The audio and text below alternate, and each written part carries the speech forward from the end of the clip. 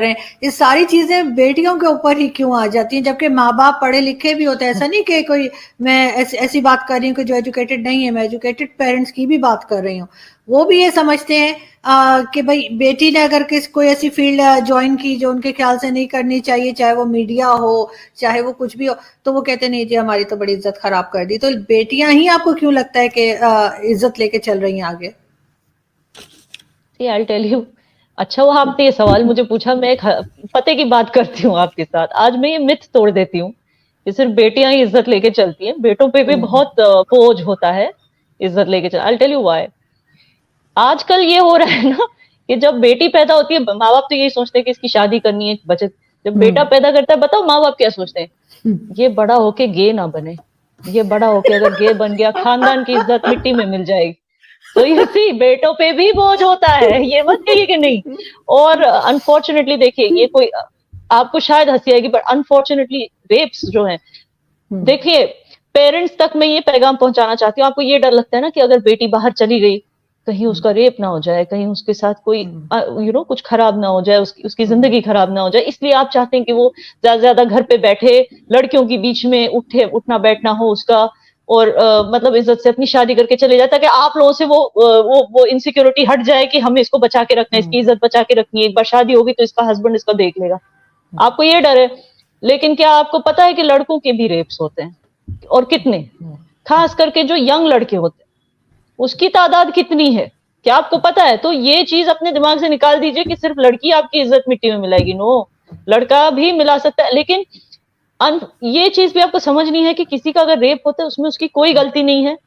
Okay, वो कैसे जो रेपिस्ट है उसने अपने खानदान की इज्जत नीचे की, जो रेप विक्टिम है उसमें उसका कोई कसूर नहीं है।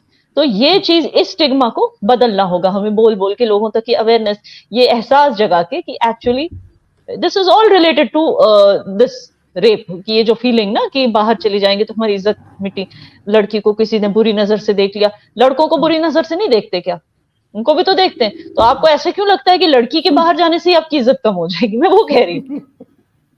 नहीं, आपकी बात बिल्कुल ठीक है। और आजकल तो लड़कियों से ज्यादा लड़कों को देखा जाता है, लड़कों को ज्यादा। तो आरजू, आप मुझे बताइए आरजू, कितनी ओल्डर मैरिड लेडीज यंग लड़कों को देख के सीटियां मारती हैं आजकल, तो उनकी कहाँ इज्जत बची फिर? तो मैं वही कह रही हूँ, आजकल कितने माँ बाप इस चीज से डरते हैं हमारे बेटे को वो कोई ओल्डर लेडी, कोई खूबसूरत लेडी जिसके पास बहुत पैसा है, वो फंसा ना ले हमारे बेटे, फिर उनको भी तो डर होता है ना। तो ऐसे ये बेकार के डर लेके आप औरतों का एजुकेशन रोक दे, इसमें कोई सेंस ही नहीं, क्योंकि इट इज इक्वल, डर दोनों तरफ इक्वल है मेरे हिसाब से। लेकिन आपको लगता है याना कि इस चीज के ऊपर खुल के बात होनी चाहिए, जैसे मैं और आप आज कर रहे हैं? ऐसे हमने कभी देखा नहीं कि कहीं मीडिया पे डिस्कस हो रहा हो, कोई वर्कशॉप हो रही हो, किसी को एजुकेट किया जा रहा हो इस चीज में।